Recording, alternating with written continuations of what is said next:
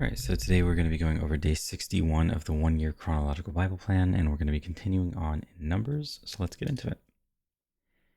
Numbers 10, the silver trumpets. The Lord said to Moses, "Make 2 trumpets of hammered silver and use them for calling the community together and for having the camps set out. When both are sounded, the whole community is to assemble before you at the entrance to the tent of meeting. If only one is sounded, the leaders, the heads of the clans of Israel, are to assemble before you. When a trumpet blast is sounded, the tribes camping on the east are to set out. At the sounding of a second blast, the camps on the south are to set out. The blast will be the signal for setting out. To gather the assembly, blow the trumpets, but not with the signal for setting out. The sons of Aaron, the priests, are to blow the trumpets. This is to be a lasting ordinance for you and the generations to come. When you go into battle in your own land against an enemy who is oppressing you, sound a blast on the trumpets. Then you will be remembered by the Lord your God and rescued from your enemies. Also at your times of rejoicing, your appointed festivals and new moon feasts, you are to sound the trumpets over your burnt offerings and fellowship offerings, and they will be a memorial for you before your God. Before your God, I am the Lord your God." The Israelites leave Sinai. On the 20th day of the second month of the second year, the cloud lifted from above the tabernacle of the covenant law. Then the Israelites set out from the desert of Sinai and traveled from place to place until the cloud came to rest in the desert of Paran. They set out the first time at the Lord's command through Moses. The divisions of the camp of Judah went first under their standard. Nahshon, son of Amminadab, was in command. Nethanel, son of Zuar, was over the division of the tribe of Issachar, and Eliab, son of Helon, was over the division of the tribe of Zebulun.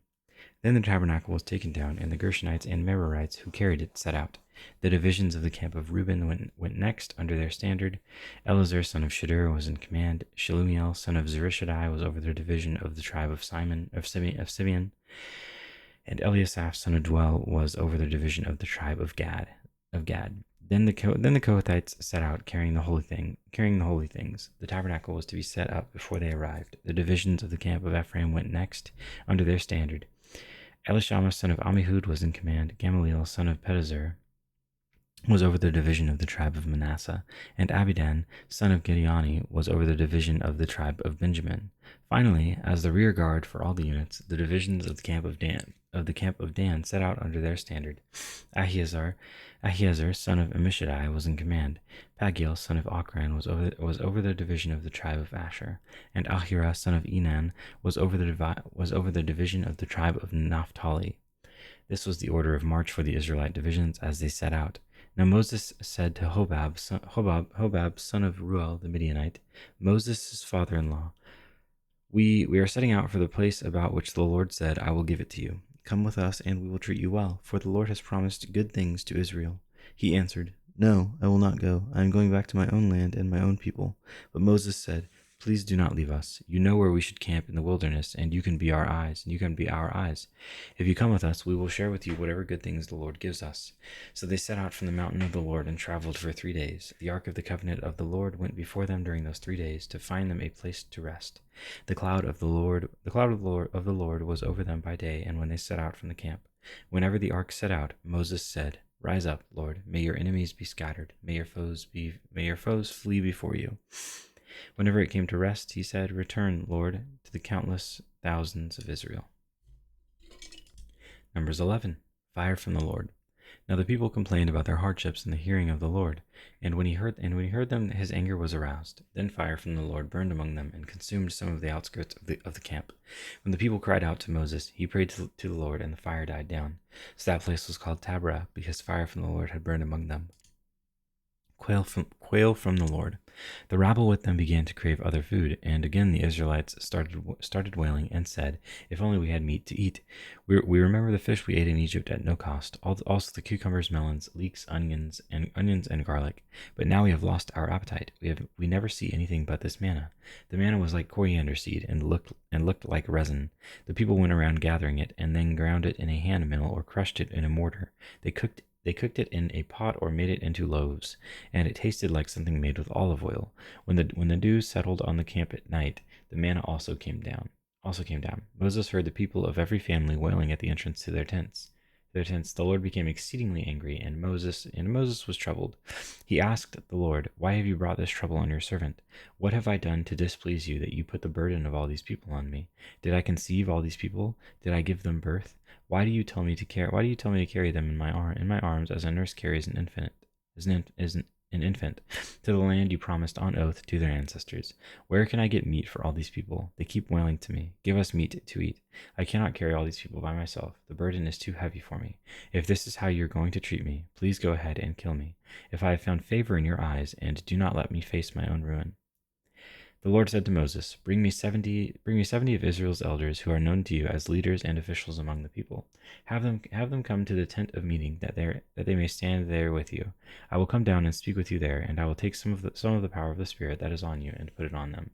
They will share the burden of the people with you, so that you will not have to carry it alone. Tell the people, consecrate yourselves in preparation for tomorrow, when you will eat meat. The Lord heard you when you wailed. If only we had meat to eat. We were better off in Egypt. Now the Lord will give you meat, and you will eat it, and you will eat it. You will not eat it just for one day. You will not eat it for just one day, or 2 days, or 5, 10, or 20 days, but for a whole month, until it comes out of your nostrils, and you loathe it, because you have rejected the Lord who is among you, and you have wailed before him, saying, "Why did we ever leave Egypt?"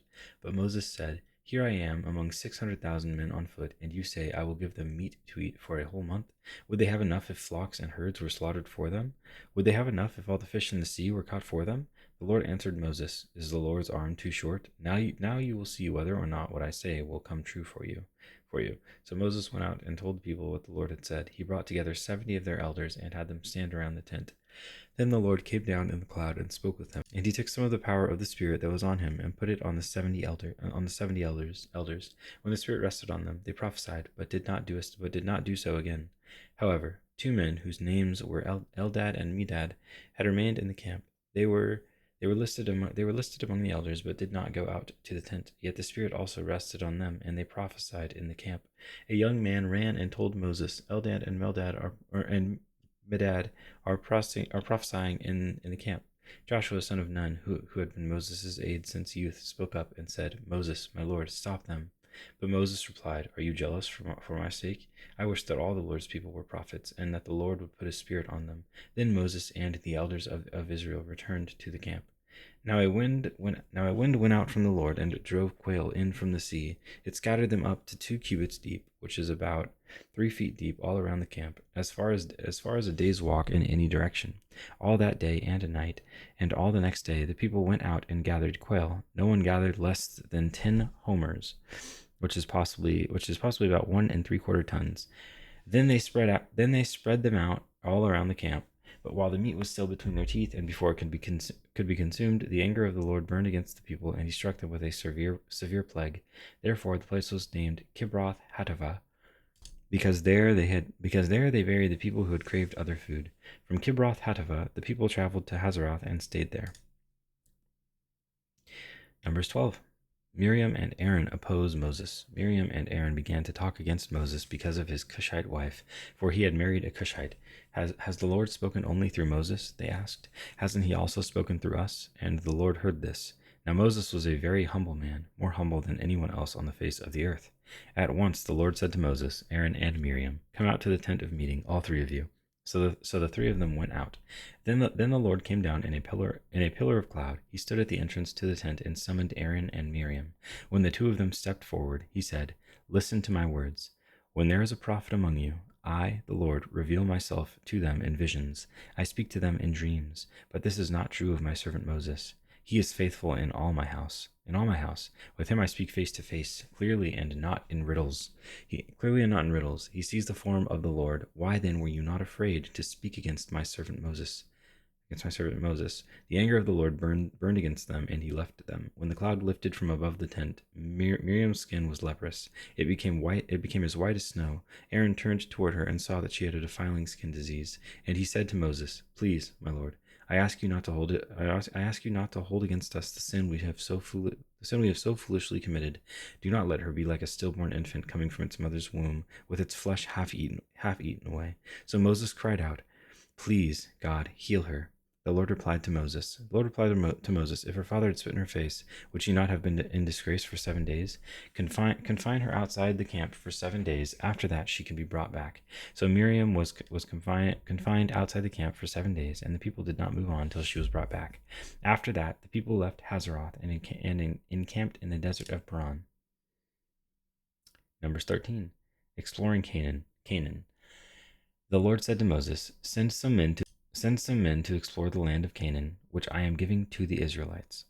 From each ancestral tribe, send one of its leaders. So at the Lord's command, Moses sent them out from the desert of Paran. All of them were leaders of the Israelites. These are their names. From the tribe of Reuben, Shammua son of Zachar. From the tribe of Simeon, Shaphat son of Hori. From the tribe of Judah, Caleb son of Jephunneh. From the tribe of Issachar, Igal son of Joseph. From the tribe of Ephraim, Hoshea son of Nun. From the tribe of Benjamin, Palti son of Raphu. From the tribe of Zebulun, Gadiel son of Sodi. From the tribe of Manasseh, a tribe of Joseph, Gadi son of Susi. From the tribe of Dan, Amiel son of Gamali. From the tribe of Asher, Sether son of Michael. From the tribe of Naphtali, Nabi son of Vafsi. From the tribe of Gad, Guel son of Maki. These are the names of the men Moses sent to explore the land. Moses gave Hoshea son of Nun the name Joshua. When Moses sent them to explore Canaan, he said, "Go up through the Negev and on into the hill country. See what the land is like, and whether the people who live there are strong or weak, few or many. What kind of land do they live in? Is it good or bad? What kind of towns do they live in? Are they unwalled or fortified? How is the soil? Is it fertile or poor? Are there trees in it or not? Do your best to bring back some of the fruit of the land." It was the season for the first ripe grapes. So they went up and explored the land from the desert of Zin as far as Rehob toward Lebo Hamath. They went up through the Negev and came to Hebron, where Ahiman, Sheshai, and Talmai, the descendants of Anak, lived. Hebron had been built 7 years before Zoan in Egypt. When they reached the valley of Eshcol, they cut off a branch bearing a single cluster of grapes. 2 of them carried it on a pole between them, along with some pomegranates and figs. That place was called the Valley of Eshcol because of the cluster of grapes the Israelites cut off there. At the end of 40 days, they returned from exploring the land. Report on the exploration. They came back to Moses and Aaron and the whole Israelite community at Kadesh in the desert of Paran. There they reported to them and to the whole assembly and showed them the fruit of the land. They gave Moses this account: "We went into the land to which you sent us, and it does flow with milk and honey. Here is its fruits. But the people who live there are powerful, and the cities are fortified and very large. We even saw descendants of Anak there. The Amalekites live in the Negev. The Hittites, Jebusites, and Amorites live in the hill country, and the Canaanites live near the sea and along the Jordan." Then Caleb silenced the people before Moses and said, "We should go up and take possession of the land, for we can certainly do it." But the men who had gone up with him said, "We can't attack those people. They are stronger than we are." And they spread among the Israelites a bad report about the land they had explored. They said, "The land we explored devours those living in it. All the people we saw there are of great size. We saw the Nephilim there. The descendants of Anak come from the Nephilim. We seemed like grasshoppers in our own eyes, and we looked the same to them." And that is day 61.